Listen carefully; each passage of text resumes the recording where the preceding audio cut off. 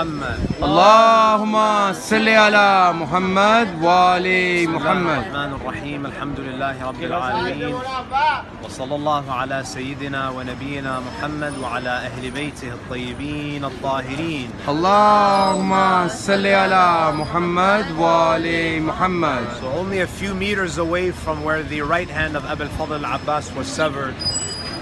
And as you know, you can only imagine that it's been 3 days without water, without food. Abu al-Fadl Abbas is obviously a human being who is fatigued. The emotional stress of what has happened to the grandson of the Prophet and his family. When Abu al-Fadl Abbas reached the Euphrates, he could have come up with any justification for drinking water. It would have never been haram for him to drink, because his niyyah, I'm sure, is to drink, to gain strength, to fight against the enemies of Allah and to protect the grandson of the Prophet and his family. But you find that, look at the adab of Abu al-Fadl Abbas. He refused to drink even a drop of water as long as his Mawla is thirsty. You see, Abu al-Fadl Abbas doesn't only live in the world of haram and halal. Even though it was permissible for him to drink, he refused to die with water on his lips while Imam Hussein alayhi salam's lips are parched. When his right arm was severed, you can imagine, if you and I, we sustained an injury like that, we would collapse of shock, of pain. But Abu al-Fadl Abbas was so determined to deliver water to As-Sayyidah Sakina and the other children that he took the water sack and held it in his mouth, and he held his sword in his left hand, and he continued to fight. Imagine the determination, imagine the faith of this man. And after his left arm was severed, he continued. Both of his arms are severed, and he continued to charge towards the camp of Imam Hussein alayhi salam until an arrow hits the water sack.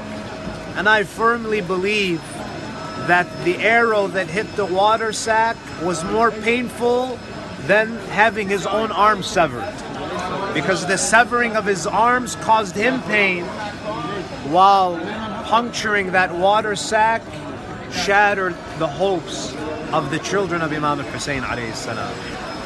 And the traditions say that he continued to run towards the camp of Imam Hussein alayhi salam until an arrow hit him in the chest.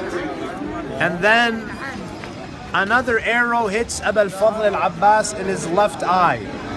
Who shot that arrow in his left eye? Harmala. Harmala shot 3 arrows on the day of Ashura. The first was in the neck of Abdullah al-Radi'. The second was an arrow in the left eye of Abu al-Fadl Abbas. And the final arrow was what? In the chest of Abi Abdullah al-Hussein. When Abu al-Fadl Abbas fell on the plains of Karbala, Imam al-Hussein alayhi salam lost all of his companions, all of his family members. But when he lost Abu al-Fadl Abbas, that's when he said, Al-an inkasara dhahri. Now my back is broken. Now I have lost my army. Now I have no support. Imam al-Hussein, he rushes to the battlefield when he hears the cry of Abu al-Fadl al-Abbas. The traditions say that al-Abbas's eyes were filled with blood. He was not able to see. All he could hear is footsteps approaching him. Abu al-Fadl al-Abbas began to plead, saying, please do not sever my head. It was Imam al-Hussein who was approaching. Imam alayhi salam asks him, Abu al-Fadl Abbas probably couldn't even hear very well. Imam asks him, why do you want a few moments? Why don't you want your head to be severed now? He says, حتى يأتي إلي ابن والدي حتى أقبله ويقبلني. So the son of my father, my brother, can come to me and I can kiss him and farewell him. Imam al-Hussein says, أخي أبا الفاضل أنا أخوك الحسين. Oh Abbas, I am your brother Hussein. When Imam Hussein alayhi salam tried to put the head of Abu al-Fadl al-Abbas on his lap, Al-Abbas kept on moving his head and putting it back on the sand.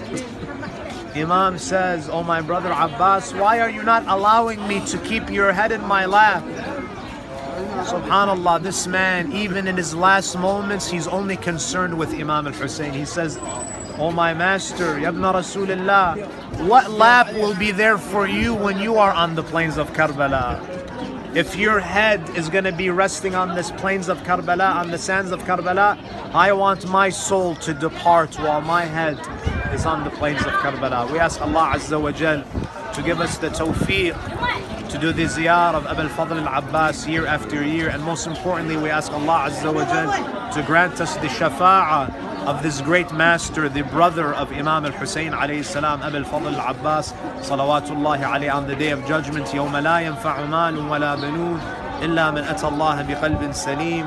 وآخر دعوانا أن الحمد لله رب العالمين وصلى الله على محمد وآله الطاهرين.